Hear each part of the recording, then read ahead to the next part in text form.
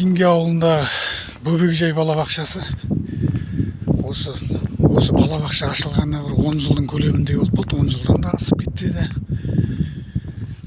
Осы балабақша ашылғалы мына жерге автотұрақ ойластырылмаған мүлде. Автотұрақ болмағанда осы кезге дейін де болған жоқ.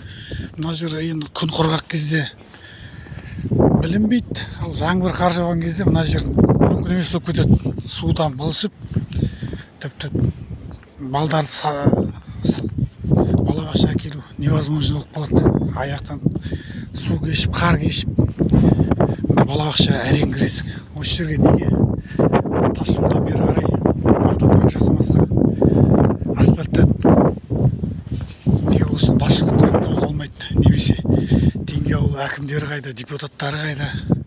Осы мәселені көтерсе, мына жерде автотұрақ салып берсе, машина қоятын, халыққа ыңғайлы қылып.